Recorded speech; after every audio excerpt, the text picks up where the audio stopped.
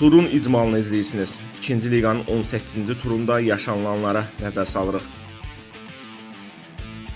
Turun ilk oyun günündə 3 görüş reallaşdı. Əvvəlcə Şaxtar Qusar Leriç matçı haqqında. Turnir cədvəlinin lideri kimi məğlubiyyətsiz irəliləyən Qusarlılar bu görüşdə də büdrəmədi. Baxmayaraq ki, ilk hissə onlar üçün heç də asan keçmədi.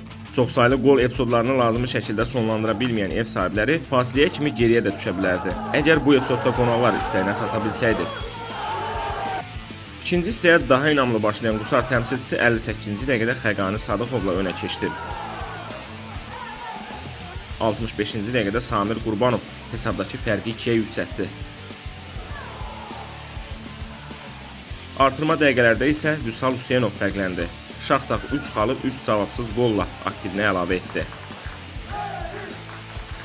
Çempionluq yarışında Şaxtar Qusarın əsas rəqibinə çevrilən Şəfa bu tur Şəmkir matçı ilə birgə ardıcıl 6-cı qələbəsini rəsmiləşdirdi. Hesab 36-cı dəqiqədə dəyişdi. Amil Yunanov ev sahiblərini önə çıxaran qolun müəllifi oldu. Cəmi 5 dəqiqə sonra Şəmkirlilərdən cavab qolu gəldi. Ceyhun Rəcəbli son toxunuşla topu qapıdan keçirdi. 44-cü dəqiqədə penaltidən fərqlənməklə dubl edən Amil Yunanov hissə bitmədən Şəfanı yenidən önə çıxardı. Meydan sahiblərinin üstünlüyü ilə keçən ikinci yarıda hər iki tərəfin hesabı dəyişmə imkanları olsa da sonadək cəmi bir qol izlənildi. Şəfanın bombardiri Elvin Nəsibov qapıcı ilə təpədə epizodda istəyinə nail oldu. Bu qol yekun nəticəni müəyyən etdi. 3-1. Ümumilikdə 4 qolun qeydə alındığı Ağdaş Şəki City matçı da maraqlı anlarla yadda qaldı. Artıq 10-cu dəqiqədə hesab dəyişdi. Revazi Otarashvili aşırma zərbə ilə topu qapıdan keçirdi. Lakin qonaqların üstünlüyü çox çəkmədi. 20-ci dəqiqədə Ağdaş azarkeşləri Elvin İsmailovun bərabərlik qoluna sevindilər. Çox keçmədən daha bir önəmli epizod yaşandı. Baş hakim Ruslan Quliyev meydan sahiblərinin qapısına doğru penalti təyin etdi. 11 metrlik zərbəni qola çevirən Osman Sultanov Şəki təmsilçisini önə keçirdi. Maçın qalan qismi daha çox son dəqiqələrdə yaşanılanlarla yadda qaldı.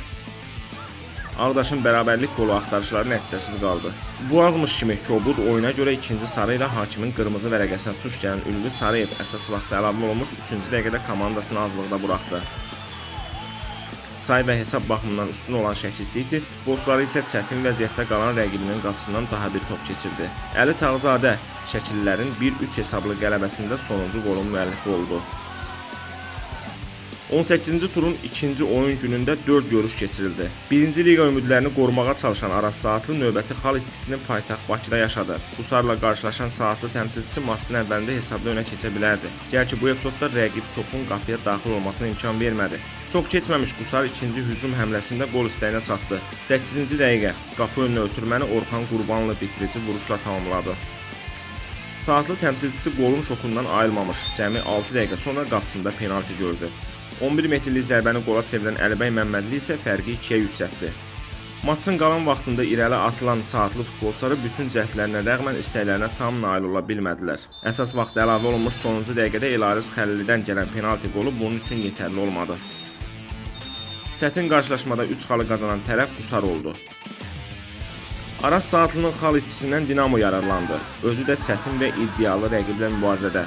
Binə qəsəbə stadionunda Şimalı qəbul edən Dinamo ilk dəqiqələrdən rəqibinin ciddi baskısı ilə üzləşdi. Bir neçə epizod zamanı meydan sahibinin inamlı müdafiəsi qola mane oldu. Gedişatın əksinə sevinən tərəf Dinamo oldu. 28-ci dəqiqədə Şahin Əliyev baxımlı qolla komandasını önə çıxardı. Bu qoldan 5 dəqiqə sonra isə Şahin Hüseynli qapıcıdan sıyrılaraq topu boş qapıdan keçirdi.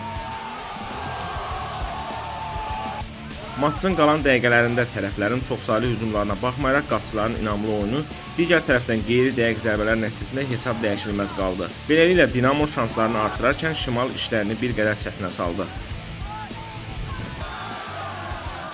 Turun son 2 görüşü isə bol qollu keçdi. 1-ci liqanı hədəfləyən və iddiasını davam etdirən Hyperskuba səfərdə Göygöl ilə qarşılaşırdı. Ülvi Cəllov Göygölü önə keçirdi. Qubalların cavabı 24-cü dəqiqədə Ağabəkir Həşimlidən gəldi. İntiqam Tağıyevin qolu ilə yenidən önə keçən ev sahibi komanda fasiləyə üstün yollandı. İkinci hissə başlayan kimi irəli atılan Hypers bərabərliyi bərpa etdi. 48-ci dəqiqədə İbrahim İbrahimli fərqləndi. 57-ci dəqiqə üstün oyunu ilə seçilən qonaqlarının heyətində Hüseyn Novruzov uzaqdan vurduğu zərbə ilə topu qapıdan keçirdi. Daha bir gözəl qol 61-ci dəqiqəyə təsadüf etdi. Ağabəkir Həşimli özünün ikinci, komandasının 4-cü qolunu vurmağa nail oldu. 3 dəqiqə sonra isə Cavid İmamverdiyev fərqlənərək bombarderlik yarışındakı şəxsi qollarının sayını 20-yə yüksəltdi. Lakin bu da son deyildi. 73-cü dəqiqədə İntiqam Tağıyevin, 88-ci dəqiqədə Ülvi Cəlilovun növbəti qolları fərqi 1-ə endirsə də yetərli olmadı. İlham Yarəliyevin 90+2 dəqiqədə vurduğu qol isə yekun nəticəni müəyyən etdi. Göygöl 4, Hyperscuba 6. İlk dördlük üçün yeni ümidlər düzəldən Kür-Araz turnir cədvəlinin sonuncusu Füzuli ilə görüşdə istəyinə çata bilmədi. Maçın ilk dəqiqəsində Nihat Paşayevlə hesabı lehinə dəyişən İmişli təmsilçisi üçün oyun yaxşı başladı. Maçın gedişatı isə tam fərqli ssenaridən xəbər verirdi. Rəqib 10-cu dəqiqədə hesabı bərabərləşdirdi. Fuad Məmmədzadə dirəkdən dönən topu tora qovuşdurdu. Qol sevinci isə uzun çəkmədi və tərəf dəyişdi. Ramazan Abbasov Kür-Arazı yenidən önə keçirdi. Sevinmə sırası Füzulidə idi. Elgün Abbaslı baxımlı qolla hesabı bərabərləşdirdi. Psixoloji üstünlüyə yiyələnən qonaqlar ikinci hissə hesabda da önə keçdilər. 55-ci dəqiqədə Rəhim Nağıyev fərqləndi. Hesab bir də 76-cı dəqiqədə dəyişdi. Nicat Fərəzli Kür-Arazın bərabərlik qolunun müəllifi oldu. Qalan dəqiqələr ev sahiblərinin üstünlüyü ilə keçsə də hesab dəyişmədi. 3-3. İkinci liqada turnir cədvəlinə nəzər saldıqda Şaxtar Qusarın davam edən liderliyini gördük. Şəfa 3 xallıq fərqlə Qusarlıların ən yaxın və real rəqibidir.